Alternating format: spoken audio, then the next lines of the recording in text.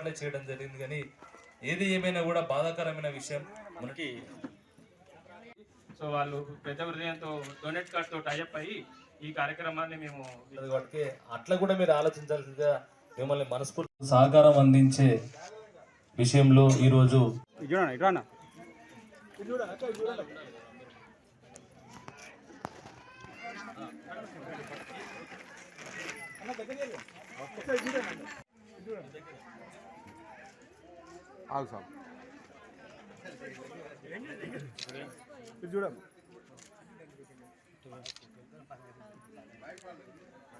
Okay మెల్లగా అందరూ ఒక్కొక్కరు పిలిచి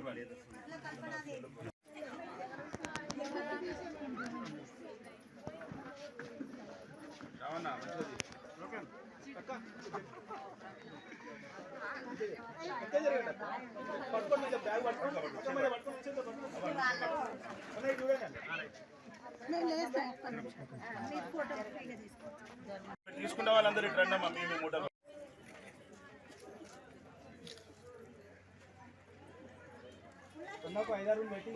వర్షాల కారణంగా లోతట్టు ప్రాంతమైన 37 డివిజన్లో మైసేనారు నిండా మురిగిన సందర్భంలో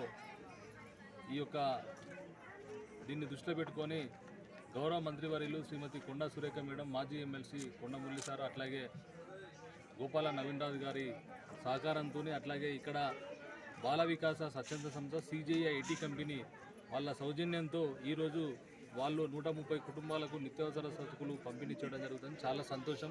ఎందుకంటే మొత్తం కూడా పేద ప్రజలు నివసించే ప్రాంతమైన మైసేనేరులో మొన్నటి వర్షాలకు దాదాపు ప్రతి కుటుంబము 40-50 వేల రూపాయల నష్టంతో 4-5 రోజులు చాలా ఇబ్బంది పడ్డ సందర్భం ఉన్నది.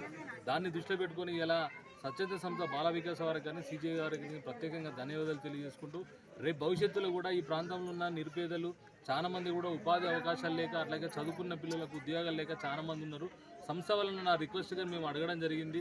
ఖచ్చితంగా కూడా మా ప్రాంతం అంతా కూడా స్లమ్ ప్రాంతం, పేద ప్రజలు ఉండే ప్రాంతం కాబట్టి రేపేమైనా ఉపాధి అవకాశాలు కూడా మీ సంస్థ ద్వారా అవకాశం కల్పించాలని చెప్పి వాళ్ళని రిక్వెస్ట్ చేయడం జరిగింది. దానికి సానుకూలంగా వాళ్ళు స్పందించినందుకు వాళ్లకు CJI స్వచ్ఛంద సంస్థకు, అట్లాగే బాల వికాస స్వచ్ఛంద సంస్థ వారికి ప్రత్యేకంగా ధన్యవాదాలు తెలుపుకుంటూ ఈ యొక్క కార్యక్రమాన్ని జయప్రదం చేసిన ప్రజలందరికీ పేరు పేరున ధన్యవాదాలు. బాల వికాస ఆధ్వర్యంలో CJI వారి సహకారంతో ఈ కాలనీలో వరద బాధితులకు గాను 130 కుటుంబాలకి నిత్యావసర సరుకుల పంపిణీ జరిగింది. ఇది ఒక్కొక్క కిట్టు వాల్యూ వచ్చి 1200 నుంచి 1500 రూపాయల వరకు ఉంటుంది. CJI వారి సహకారంతో లాస్ట్ వీక్ మనం ఒక 200 కిట్లని వరంగల్ కాపువాడలో ఇచ్చాము. ఈరోజు ఇక్కడ 130 ఇస్తున్నాము. ఇంకా రానున్న 3 రోజులలో వేరే కాలనీలలో కూడా పంచడానికి ప్రణాళికలు ఏర్పాటు చేస్తాము.